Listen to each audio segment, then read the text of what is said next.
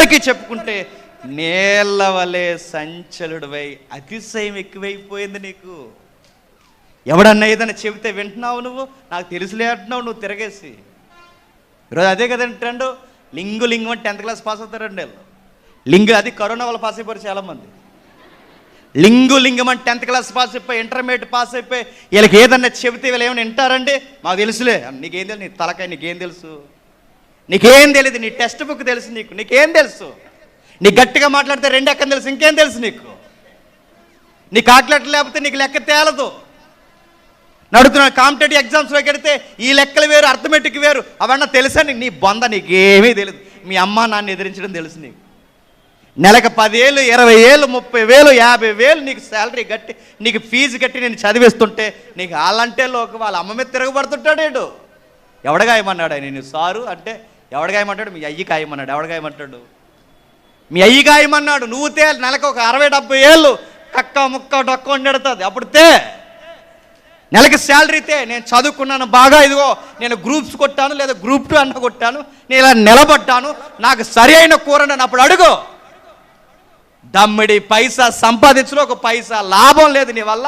సోగ్గాడి అలా తిరుగుతావు. నీ సబ్జెక్టులు అవ్వలేదు, నీ టిక్టాక్లు ఇవ్వడానికి, నీ ఫేస్బుక్లకి, నీ ఇన్స్టాగ్రామ్కి, నీ వీడియో గేమ్లకి, నీ చెత్త నువ్వు అసలు సబ్జెక్ట్ అవ్వకూడతావు అడుగుతున్నాను. నువ్వేం అవ్వగొట్టు. పైపచ్చికొచ్చి సారు ఎవడ గాయమని మీ అయ్యి గాయమన్నాడు. ఎందుకంటే మీ అయ్యి కష్టపడ్డాడు కనుక. ఎవడ గాయమంటాడు సారు? అతిశయం. ఇక్కడ అదే రూబేనర్ చేస్తున్న పని అతిశయం. అమ్మ మీద అరుస్తారు, నాన్న మీద అరుస్తారు. ఏం రైట్స్ ఉన్నాయని అరుస్తావు. ఇలాగ అరుస్తావు, తిరగబడతావు, వాళ్ళ కన్నీళ్ళు మింగిస్తావని తెలిస్తే నీకు నెలలు నిండలేనప్పుడే నీ నోట్లో ఒడ్లగం చేసేది ఏమనుకుంటున్నావు? ఈరోజు ఇంత కుంపటి తెచ్చి పెడతావంటే, ఈరోజు నేను అడుగుతున్నాను. ఈరోజు 18 సంవత్సరాలు, నేను పోలీసులు కనుక చెప్తున్నాను, 18 సంవత్సరాలు దాటేసరికి అమ్మా నాన్నల మీద కేసు పెడుతున్నారండి. ఎందుకు కేసు పెడుతున్నారు? మా ప్రేమను అంగీకరించలేకపోతున్నారు అంట. ఎవరు? ఇక్కడే ఉంది దిశ పోలీస్ స్టేషన్. ఇక్కడ ఉన్న వాళ్ళని అడగండి, కేసులు చెప్తారు. పేరెంట్స్ మీద కంప్లైంట్ ఇవ్వడం పెట్టి సిగ్గు లేదు.